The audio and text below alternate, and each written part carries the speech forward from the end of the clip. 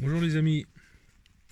Euh, j'ai préparé cette vidéo depuis une semaine à peu près. Euh, j'ai répertorié à peu près j'ai rencontré plusieurs personnes. Euh, j'ai noté ce qu'elles m'avaient dit pour vous le dire en fin de semaine, enfin aujourd'hui, à propos du moral des gens, du moral des Russes, suite à l'opération spéciale qu'il y a en Ukraine en ce moment. Donc, j'ai vu des gens tout à fait classiques. J'ai vu des militaires en repos qui sont là-bas. Et euh, des, j'ai vu des gens semi-officiels, on va dire. Voilà. Donc, qu'est-ce qui ressort de tout ça? Alors, euh, concernant les militaires, déjà, je peux pas vous dire de chiffres, je les connais, mais je vous les dirai pas, parce que c'est à la Russie de le dire et pas à moi. Mais il y a très peu de pertes chez nous. Je parle pas de toute la Russie, je parle d'ici. Alors si c'est une donnée qu'on peut prendre pour tout le pays, il y a moins d'un pour cent des soldats qui sont morts de tous ceux qui sont partis ou qui se sont engagés, à peu près. Voilà. Oui, c'est ça, moins d'un pour cent. Le cimetière, j'y suis allé. Bon, vous avez vu les cimetières en Ukraine. Bah, les cimetières ici, c'est pas du tout ça. Il n'y a pas de drapeau, il n'y a pas de tout ça, vu qu'il n'y a pas de soldats morts. Il y a des blessés, oui. Bon, qui ont le moral en fait. Les soldats que j'ai vus m'ont dit que ça se passait bien, que tout le monde avait le moral, un bon moral, qu'ils étaient équipés. Alors au début, il y avait eu des histoires, au début, que les soldats devaient acheter leurs équipements, etc. Mais j'en ai vu beaucoup qui sont partis effectivement avec de l'équipement qu'ils ont acheté. Mais au final, quand ils sont arrivés, c'était des fausses informations. Et quand ils sont arrivés, ils ont eu tout ce qu'il fallait. Quand ils ont, par exemple, j'ai un exemple pendant qu'il dormait, il a beaucoup plu, l'eau est montée, et le sac de couchage s'est retrouvé dans l'eau, donc inutilisable. Le soir même, il était changé. Il en avait un neuf. Donc voilà, donc ça c'est une bonne chose. Les gens de la ville, ils sont... C'est entre on n'y pense pas et on y pense beaucoup et on est très motivé. Alors, qu'est-ce que ça veut dire tout ça? Ça veut dire que si j'écoute les gens, surtout les hommes, vous me direz c'est un peu normal, c'est toujours comme ça. Poutine fait pas assez. Et si c'était eux qui étaient présidents, ils auraient déjà pris Kiev et les pays baltes. Voilà. Et un m'a dit que les usines de production de tanks, de munitions, de tout ça des pays hostiles, donc la France avec, auraient déjà reçu des missiles Kinjal là, sur le coin de la tronche. Donc en fait c'est pour vous dire que le président russe il est vachement calme par rapport à tout ça, parce que les gens eux ils sont pas calmes.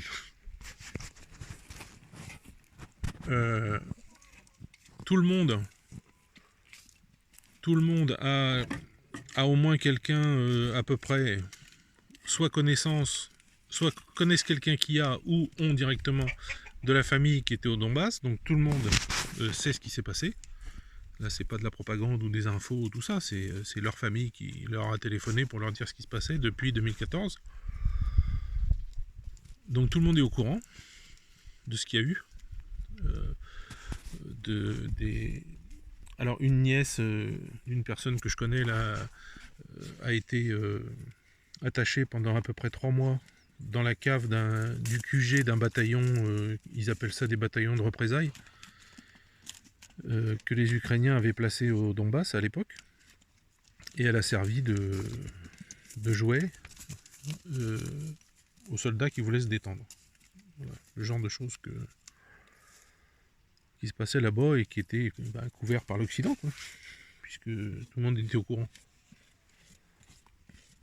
Les gens morts, ils estiment à peu près, tout le monde le dit, hein, mais moi j'ai déjà vu cette info, tout le monde estime à 10 000 à peu près. Alors le moral en général est bon, enfin même complètement, parce que j'ai vu personne me dire oh là là, il y en a marre. Non, non, personne ne me dit ça. Les gens sont fiers de leurs jeunes qui se sont engagés pour partir. Bon, vous pensez bien, une personne m'a parlé de ceux qui sont partis, qui ont quitté le pays dès le départ. Il m'a dit bon eux c'est même pas la peine qu'ils reviennent. Il y a des brebis galeuses dans tous les pays. Voilà, ça a montré qui c'était. Et puis qu'est-ce que je peux vous dire d'autre? Les gens font des collectes. Avec ces collectes, ils envoient. Alors il y a de tout, hein. Alors par exemple, j'ai vu qu'il y avait des femmes avec des enfants qui faisaient des bougies de tranchée. C'est-à-dire, c'est des boîtes de conserve dans lesquelles on met du carton enroulé très, très, très fort. On coule de la cire dessus. Ce qui fait que ça fait utiliser moins de cire. Mais ça fonctionne pareil à cause du carton. Et ensuite ils mettent une mèche et c'est envoyé alors ça chauffe. On peut faire cuire quelque chose dessus si on y met, si on touche pas la bougie évidemment. Mais sinon c'est pour éclairer aussi les tranchées, les trous où ils sont cachés la nuit, ou ces choses là. Donc voilà. Donc je vous répète, le moral est bon. Les gens ont confiance. J'ai entendu que dans les plans de l'Occident, il y avait le fait de déclencher tout ce cirque, ça allait de pousser la Russie à déclencher exactement. Ça allait faire chuter Poutine parce que les gens allaient perdre confiance en lui et puis le rejeter complètement. En fait, c'est tout complètement l'inverse. Complètement. Hein. Comme vous avez vu sur des vidéos que j'ai faites, on manque de rien, les gens manquent de rien. Il n'y a pas d'augmentation significative de quoi que ce soit, de l'énergie, des matières premières, de la nourriture. Bon, il faut savoir quand même que moi c'est un petit peu ce qui me désole ici, parce que je suis assez gourmand, mais les Russes, ils ont leur nourriture qu'ils font avec ce qu'ils ont de leur jardin, et en fait ils n'ont pas besoin de plus, quoi. Et moi ça me désole parce que c'est en France on a des magasins chinois, des magasins indiens, tout ça, et ici il n'y a pas tout ça. Alors vous me direz à Moscou il doit y avoir évidemment, mais ici à la campagne on n'a pas ça. Même dans les villes d'une certaine importance, il n'y a pas ça. Bon, j'ai appris une nouvelle, c'est qu'à Kazan, il y avait un magasin de fruits de mer. Alors, j'attends d'y aller pour voir ça.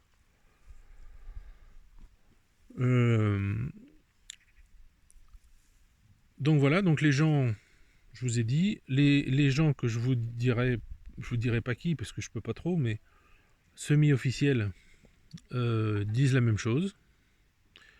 Tout le monde se bouge pour envoyer donc ces bougies là que je vous ai parlé, plus d'autres choses, plus des chaussettes, des gants pour l'hiver là qui va arriver, qu'est-ce qu'ils envoient encore, qu'est-ce que j'ai vu, Il y a des gens qui envoient des drones. Il y a un petit garçon qui est venu apporter son drone. Et le drone a été emmené dans la camionnette.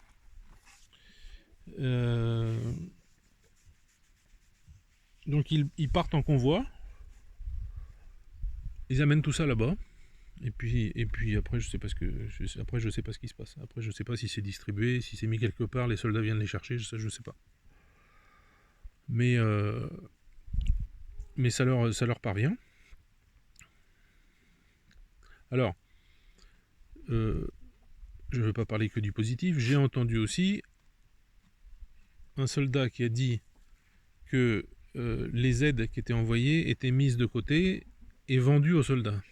Et l'autre soldat qui était là, il dit mais t'es débile ou quoi? C'est n'importe quoi, t'as entendu ça où? C'est pas vrai, enfin bon. Donc voilà. C'est vrai. Je sais pas. Je peux pas dire. Mais je pense pas quand même. Ça serait quand même assez gros. Donc voilà. J'en aurais dit des voilà. Hein. Et puis concernant l'avenir, alors tout le monde dit la même chose. Personne n'a absolument rien contre les Ukrainiens, contre le peuple ukrainien, contre les jeunes Ukrainiens, que tout le monde le dit, qu'on envoie se faire massacrer pour que dalle, pour avoir gagné 2 km². Enfin bon, bref. C'est juste une opération qui a coûté 73 000 morts, je crois, pour faire une opération de com vis-à-vis de ceux qui donnaient des sous, quoi. Ni plus ni moins, c'est ce que je pense. Donc il faut, alors je vous l'ai déjà dit ça, mais il faut surtout pas croire ce qu'on vous dit en France sur alors les 25 maladies de Poutine, évidemment. Alors ça a bien fait rire tout le monde. En ce moment, ça revient, les histoires que, comme m'a dit mon neveu, que les soldats russes n'avaient que des pelles pour se défendre. Et en fait, comme il dit, mais il m'a dit, mais si on n'a que des pelles, et vu comment on les arrête là, qu'ils n'arrivent pas à passer, mais alors si on avait des kalachnikovs et puis des lance-roquettes et tout ça, mais comment qu'on ferait? Alors on serait déjà arrivé à Paris presque, il m'a dit. Ben, j'ai dit non, vous n'allez pas aller à Paris, je pense pas, mais effectivement, oui, alors vous voyez le genre de propagande qu'il faut pas croire, quoi. Comme les Russes qui prennent les machines, les moteurs des machines à laver ukrainiennes pour mettre dans les missiles, quoi. Comme si un missile pouvait contenir un moteur de machine à laver, quoi. Enfin bon, des trucs stupides.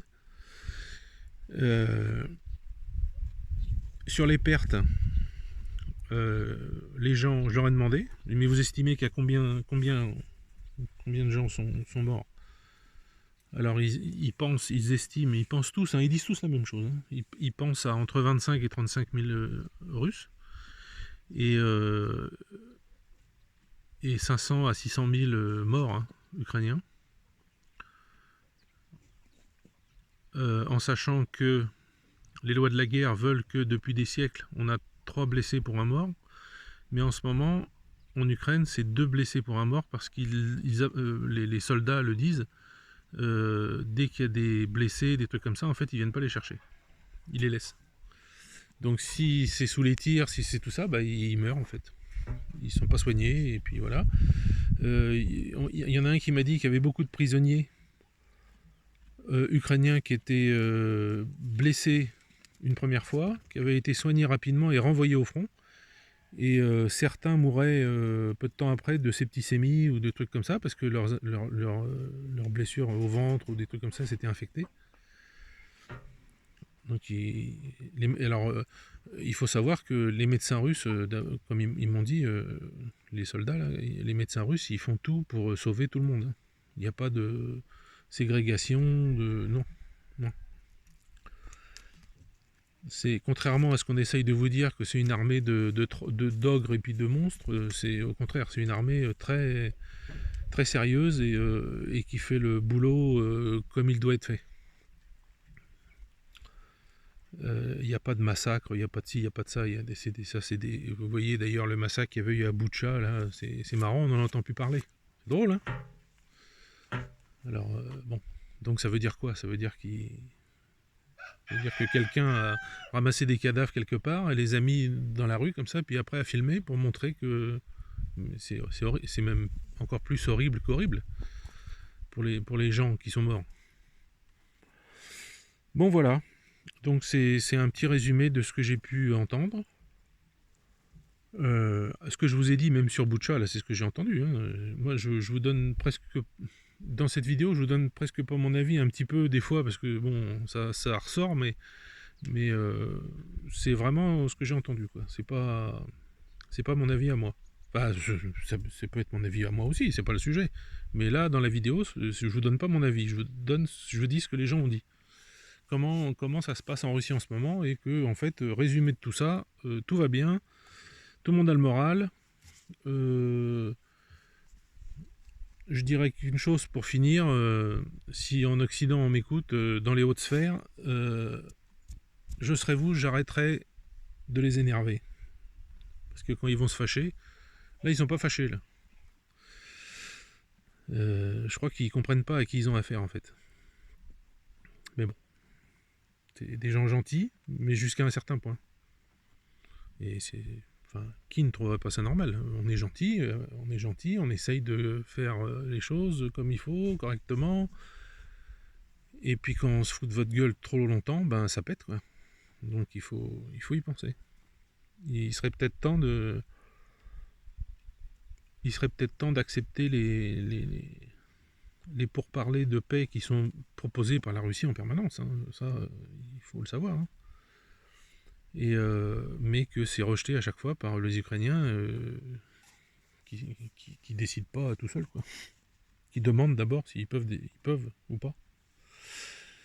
Bon voilà.